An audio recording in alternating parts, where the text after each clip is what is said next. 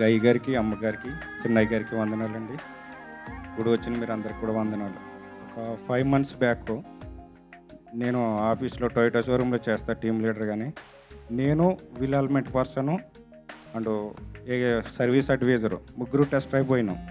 పోయిన తర్వాత రిటర్న్ వచ్చినప్పుడు మధ్యలో వేరే వెహికల్ వచ్చింది. మా ఫ్రెండ్ వేరే బండి తెచ్చి నాయిస్ వస్తుంది చెక్ చేయాలంటే నేను దిగిన.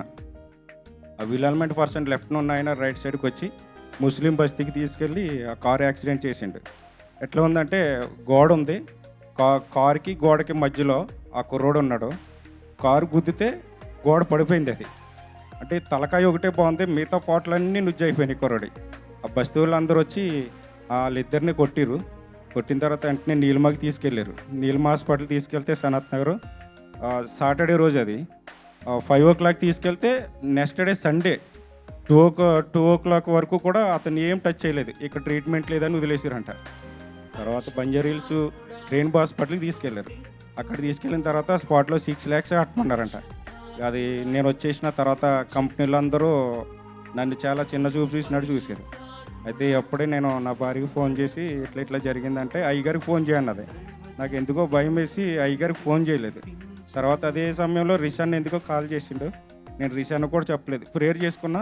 అదే రోజు మార్నింగ్ సండే పరిచర్య చేయాలి కదా అని వచ్చేసినాం. నేను పరిచర్య చేస్తున్నా, అందరితో నవ్వుతున్నా, మాట్లాడుతున్నా. నాలో బాధ ఒకటి, ఆ కుర్రోడు చనిపోతే పరిస్థితి ఏంటని. తర్వాత అలా జరిగింది. ఆ నెక్స్ట్ డే నేను మండే రోజున డ్యూటీకి వెళ్ళలేదు. ట్యూస్డే రోజుని మా ఎండి సారు, జిఎం సారు వాళ్ళందరూ ఫోన్ చేశారు. భద్ర, అందులో నువ్వు లేవు కదా, నీ తప్పు ఏం లేదు, నువ్వు డ్యూటీకి వచ్చేసి అన్నారు. ఒక రోజు లీవ్ తీసుకుందాం అంటున్నా సార్ అన్న. వద్దు, నువ్వు అర్జెంటుగా వచ్చేసి నీది ఏం లేదు, ఏం జరిగినా నేను చూసుకుంటానని మా ఎండి సార్ చెప్పారు. స్పాట్లో అక్కడ హాస్పిటల్లో కట్టడం జరిగింది. 18 lakhs అయిందండి మొత్తం. 1 week ట్రీట్మెంట్ జరిగింది. 18 lakhs కంపెనీ కట్టుకుంది. ఐ క్రాస్ వెహికల్, అది ఇన్నోవా ఐ క్రాస్. 30 lakhs పెట్టి మళ్ళీ కొత్త వెహికల్ ఇచ్చారు ఆ కస్టమర్కి. నేనేంటంటే ఒకటే ప్రార్థన చేసుకున్నా, ప్రభు అది నా తప్పు కాదు, ఏదో చీకటి నన్ను ఇరికించాలని ఇలా చేసింది. అది కేసు మొత్తం నా మీదకి రావాలి. అది అంటే నేను ఎన్ని నెలలు జైల్లో ఉంటానో తెలియదు. ఆ కేసులు ఇరికేయాలని సాతాను అలా క్రియేట్ చేసింది. అది కానీ దేవుడు నన్ను తప్పించాడు అక్కడి నుంచి. ఏ ప్రాబ్లం నా మీదకి రాలేదండి. తర్వాత ఇన్సెంటివ్ విషయంలో ఆగలేదు, ఇంక్రిమెంట్ విషయంలో కూడా నాకు ఆగలేదు.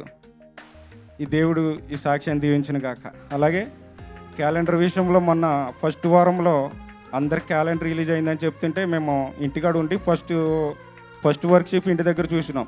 క్యాష్ ఉంది, వెంటనే 10,000 తీసుకొచ్చి స్పాన్సర్ చేసిన తర్వాత చేసిన కాడ నుంచి ఇప్పుడు 5వ వీక్ 6th week తెలియదు, 1 lakh నేను సేవ్ చేసినానండి క్యాలెండర్ తీసుకున్నాకే. లాస్ట్ ఇయర్ క్యాలెండర్ తీసుకుందాం అనుకున్నా. అయితే ఇప్పుడు క్యాలెండర్ది January 1st కలిపి ఒకటేసారి తీసుకుందామని మిస్టేక్ చేసిన. కొంచెం లాస్లోనే జరిగింది, కొన్ని వర్క్లు అయితే తగ్గినాయి. ఈసారి అలాగే 2025లో నేను దీవించబడాలని చెప్పి స్పాన్సర్ చేసిన. ఆ వారం నుంచి ఇంకా ఆగితేలేనే లేదు. ఈ రోజు కూడా నాకు వర్క్ ఉన్నదండి, వెళ్తే నేను 15,000 వచ్చేటి నాకు. అయినా నాకు సన్నిధి ముఖ్యం అని చెప్పేసి చర్చికి వచ్చేసిన. దేవుడు ఈ సాక్ష్యం దీవించును గాక. ఆమేన్.